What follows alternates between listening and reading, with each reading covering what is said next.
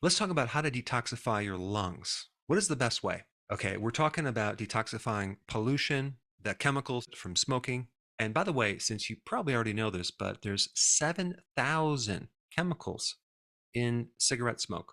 250 are harmful and 69 actually are carcinogenic. I mean, there's even a radioactive element in smoking. You have ammonia, you have formaldehyde, hydrogen cyanide, and even cadmium, which is a heavy metal. And you have first-hand smoking, and then you have second-hand smoking, right? But there's also third-hand smoking, all the chemical particles that end up like on furniture, clothing that you come in contact with as well.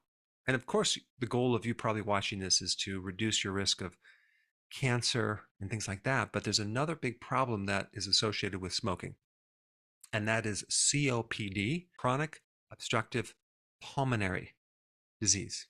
12 million people in the United States have COPD. So I'm going to share some information on how to prevent that, and if you have it, what to do to improve it. But smoking is not the only issue here. You have pollution in the air, you have cleaning supply chemicals, you have mold and mildew in your house. You even have something called radon gas that can actually affect your lungs. And then also, if we compound that with pre-existing infections to the lung, it can lead to some major problems. And just so you know, like lung cancer doesn't always come from smoking. It can be referred, or they call it spread, from other organs. And so if your lung has inflammation in it, okay, it becomes a target for cancer, because cancer tends to spread in areas of inflammation. So the key thing with this video is all about inflammation in the lung and how to reduce it, because anytime you have inflammation, you then get scar tissue, fibrosis, and then it gets to a point where it becomes irreversible. So when a toxin comes in contact with your lung tissue, it irritates it. It's going to start creating inflammation. And then over time, if there's a chronic exposure to that toxin, you start developing fibrosis. And you also, at the same time, get a lowered amount of your own antioxidants that are there to protect the lung. So you have this insult or free radical damage situation, and a lowering of the protective mechanism of your own body's antioxidants goes down. But what a lot of people don't realize is that these chemicals that go into the lung go systemic. They don't stop at the lung. And a lot of them end up in the liver. So the liver is at the heart of the detoxification system. So it's going to take those poisons that are in cigarettes or pollution, and it's going to dismantle them, hopefully. And it does this through a series of enzyme interactions called phase 1, phase 2, phase 3 detoxification enzymes. But there gets to a point where it becomes overloaded, where the liver cannot keep up with this, especially if it's a chronic exposure to these chemicals. The liver starts to develop inflammation. It can even develop fat from inflammation. As you filled up the lungs with chemicals and pollution, it can end up in the arteries and create a lot of heart problems. But I think the key note here is chronic exposure, okay? Chronic exposure, not exposure here and there that your liver can easily deal with this, but it's just a routine chronic exposure over a long period of time. That's where we have a problem. Let's jump right into what to do about it. There's some really interesting data on probably one of the best protective remedies for your lung as well as the liver.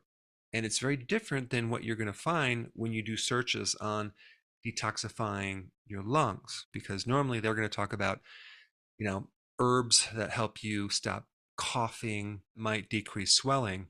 But this other herb that I'm going to mention is probably the most potent, not just because what it can do for your lung, but what it can do for your liver.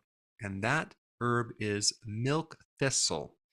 Milk thistle is one of the best antidotes to poison. So if you poison yourself from either a snake bite or a poisonous mushroom or toxins, or you're just taking medications, you should be taking milk thistle to protect the liver. Well, it just so happens that that same protection occurs in your lungs as well. So if you have COPD, or you're a smoker, or you're trying to repair your lungs, milk thistle is what you want to start taking, because milk thistle is one of the best anti-inflammatories. It's the best protector against toxins. And It's a really good remedy if you have COPD and also any type of liver problem. Number 2, Tocotrienols. This is a type of vitamin E that's like 50 times stronger than your regular vitamin E called the tocopherols. So tocotrienols are all about getting rid of free radical damage. It's a very powerful antioxidant. It's a very powerful anti-inflammatory, and it's especially good to prevent fibrosis. So that stage where you go from inflammation to scar tissue. There's a lot of data that talks about tocotrienol helping prevent scar tissue in your arteries and then the liver, but also in your lungs. So tocotrienols are a number 2 remedy, especially to reduce inflammation. And number 3, vitamin D. You want to take this probably in 20,000 IUs, but vitamin D is a very powerful anti-inflammatory, and it's really good for COPD, any type of lung inflammation, as well as any autoimmune diseases. Now, there are some interesting links between COPD and autoimmune. You may have antibodies against your own lung tissue if you have COPD. And this is something you'd have to have tested, but I want to bring it up because it is an issue. And if you have antibodies that are creating this inflammation in your lungs, this goes beyond just being exposed to toxins. This is your immune system that's misidentifying your lungs as a pathogen. Vitamin D is going to be very important in this additional remedy. So if you have antibodies against your own lung tissue, I'm going to recommend a product from another company that I'm not affiliated with. It's called Standard Process, and the product is called Pneumotrophin PMG. You just take one of those before bed, and that can potentially act as a decoy.